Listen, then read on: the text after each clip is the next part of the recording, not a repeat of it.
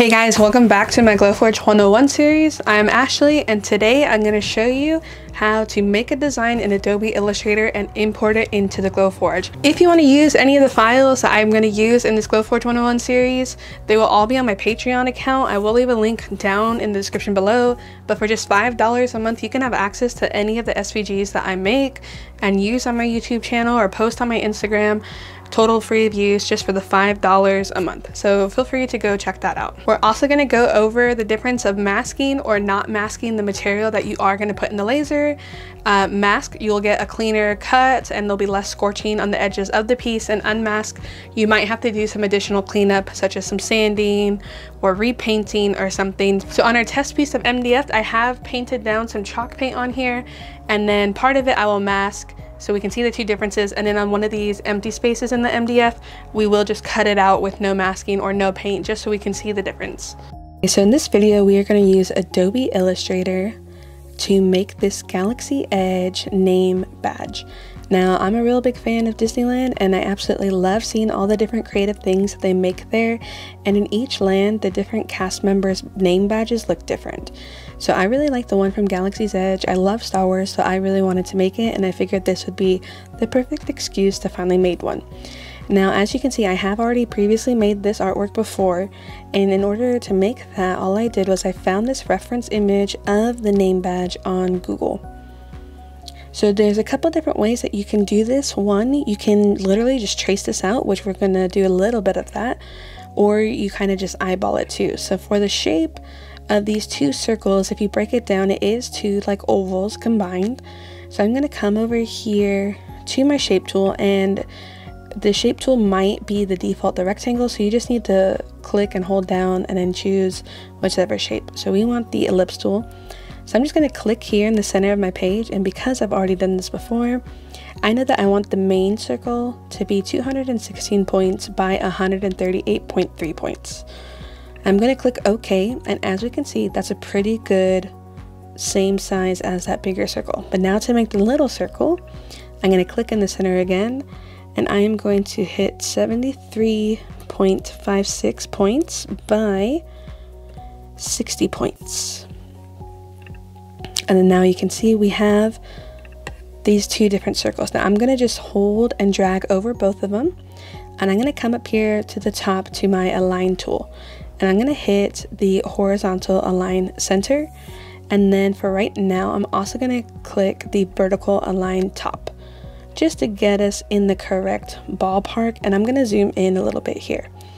So now I'm going to bring this up here, and then I'm just going to click on the smaller circle, and I'm going to use my up arrow on my keyboard just until I think it's about right. Now to me that looks like it's fine, and so the next thing I'm going to do is I'm going to drag and click and select both of those shapes again.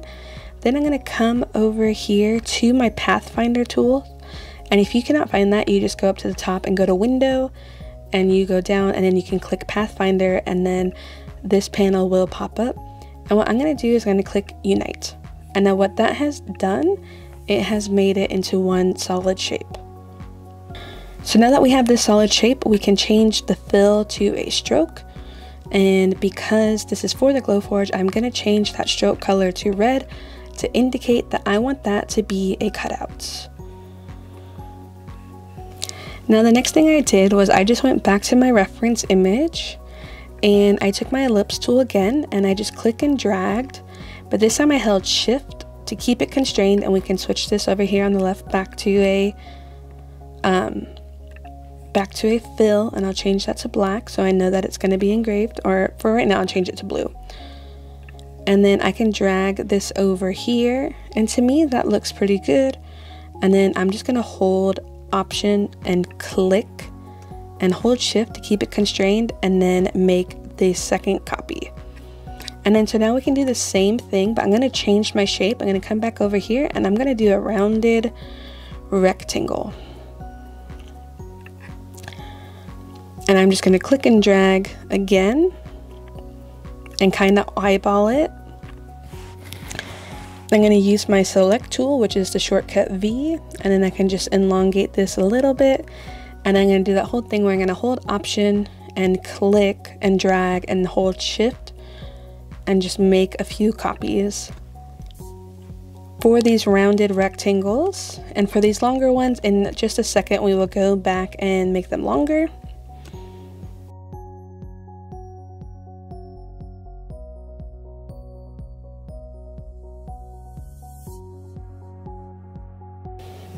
And then, so there we go. So now we have this bottom part of our name badge ready to go. And I'm just going to select all of these and hit Command G, which is going to group them all together on one layer, just so that it's easier to manage.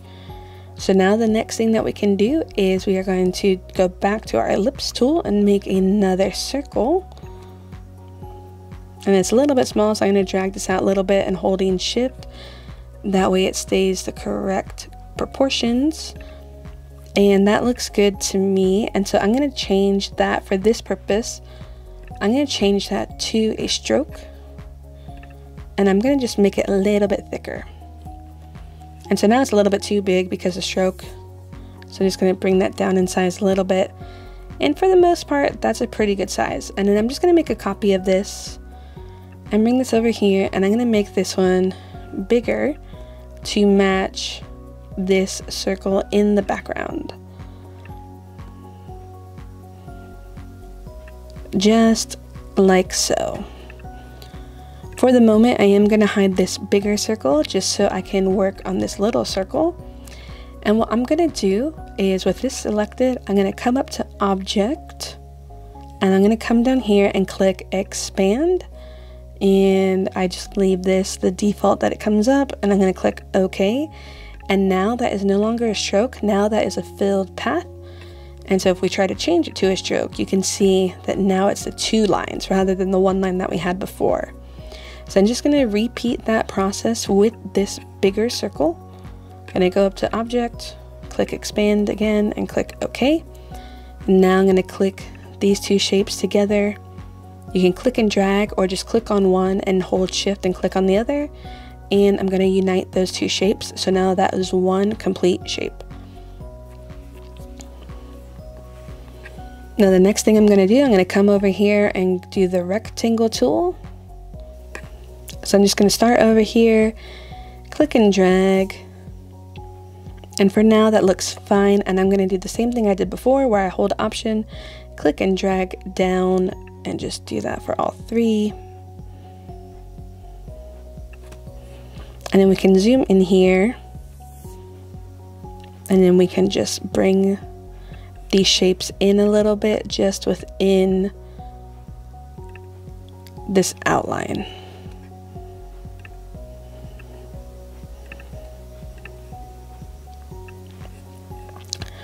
So once those shapes are good to go, I can also take this bottom rectangle and this circle, and what I can do is I can come and I can hit Trim. Now I will ungroup this, and then now I can delete this bottom section. And then you can see over here we have some invisible paths, and we just want to delete those. Now we're just going to do that same process one more time. Hit Trim, right click, ungroup, and then we can get rid of these little sections. And then again, we want to get rid of these invisible paths. That way we're not going to get 2 cuts in the Glowforge and have it scorch the heck out of our material. Oops, deleted one piece too many. And so now I can take these different shapes and combine them all. And then I can use the Pathfinder and click Unite, and now they are all one shape, and you can see there's no lines in between there. So the next thing we're going to do, we're going to take the rectangle tool again. I'm just going to zoom in a little bit, and we are going to make these rectangles. So I'm going to do that same process that I've been doing this whole time of hitting Option, click and drag, and holding Shift to keep it all in the same spot. And now what I'm going to do is I'm going to hit A, which will access my direct selection tool up here. And I'm going to click on this anchor point right here, and I'm just going to use the arrows on my keyboard and hit up. Now this one, I'm gonna do it for both. I'm gonna do this side first, just going up, and then do this side as well. And then the same for this one, except I'm gonna do one up and have this other side go down. And then now we have those really awesome columns, and we can now click all these different shapes again, and we can unite them. And then now we can see that that is one shape. It's not perfect, but it's pretty close. So now we can work on this bottom part. So I'm just gonna hit my pen tool. I'm gonna hit P for my pen tool, or just come up here to this. And I am just gonna start clicking and dragging and just placing anchor points. And what I'm gonna do is I'm gonna just build half of this shape.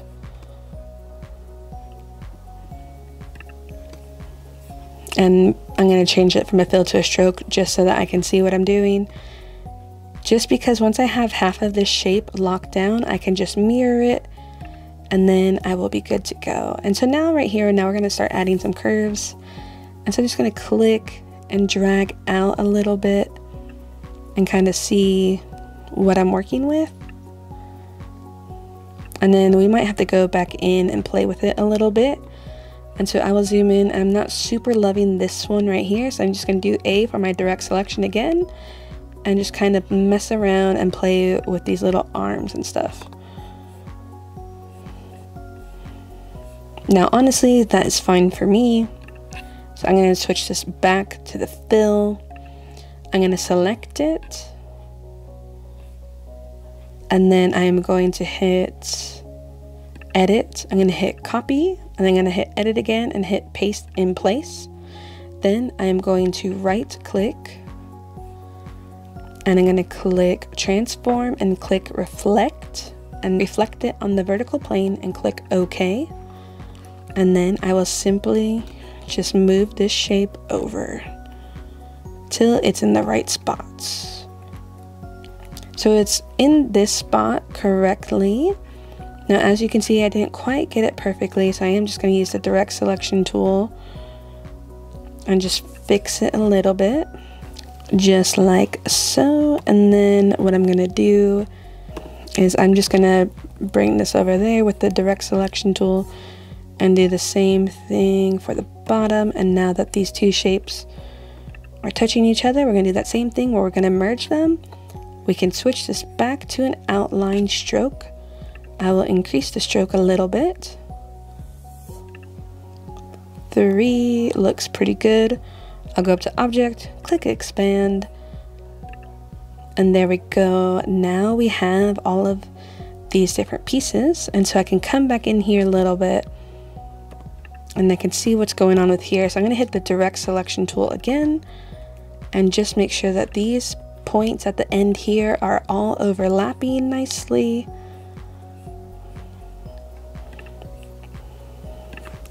We got some wonkiness here I gotta fix. There we go. Oh, there we go.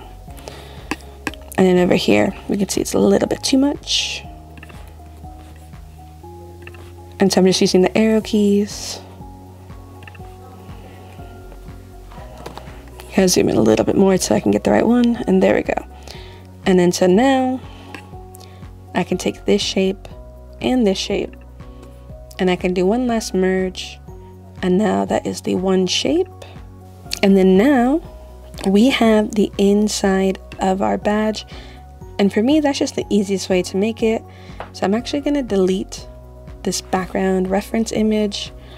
I'm going to just group this all together so it's easier, and I'll bring it over here and just size it down. So the next thing we need to do is we need to add the name. So I'm going to do my type tool, and the font for the name is called Arbesh English. I'm not sure exactly how you say it, but I'm gonna just type in my name. Now that is super huge, so we're just gonna select this, click and drag and hold shift to keep it all nice and proportionate. And then I am just gonna kind of eyeball it right there.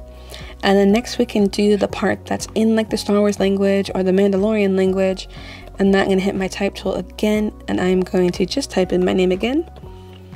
And this time I'm going to type in, I think it's called Mandalorian, yep. And then I'm just going to shrink this down to make it really small. So the last thing that I need to do before I can bring this into the Glowforge software is I need to click on these type layers and come up to type and click create outlines, and now that has turned the text into different paths that can be used on the Glowforge. Once that is done, I'm going to come up to file and I'm going to click save copy, and I prefer to use PDF format over SVG, just typically that way nothing ever loses the size that it needs to be, so I always do PDF. And then I'll just click save, and then you don't have to preserve the Illustrator capabilities unless you're going to sell the file. And then so once that's clicked off to make the file smaller, I'll click save PDF, and then now we are good to import it into the Glowforge software. So the first thing you're going to do is go to app.glowforge.com, and then you're going to click upload new file, and then you just choose the file that you want to upload. Now you can do either an SVG or a PDF. I typically do PDF just because that's the easiest for me. Now this will take a little bit of time, and so you just need to be patient. So now that our artwork has been dropped in here, you can move it around and you can come down here to the bottom and it will show you the size that it imported as. I always do that just to check to make sure that my proportions are right, and if it was wrong, you can just scale it really easily. Now over here on the left side is the different operations, and you can change the settings. Now I just use the preset settings that Glowforge has for the medium draft board, which is medium MDF, which is what I'm using for this project, and I just leave the settings as is. I'm just making a couple copies of this design using Command C and Command V, or Control C and Control V, just to copy and paste this item a few times. So once I have all the artwork I need, I'm going to click the three dots on the right and click set focus, and then I'm going to click on a spot on the wood that I want the laser to focus on. This is going to give it an accurate measurement, that way the wood will cut all the way through, that way we won't waste any material. Once the machine has focused, then we can click ready, and then because this is Wi-Fi dependent machine, this could take a little bit of time to actually send the artwork to your Glowforge, so you just need to be patient again. And then once that's ready, then it'll let us know how long our cut is going to take, and this is it's going to take 30 minutes roughly to cut and engrave 3 of these name badges.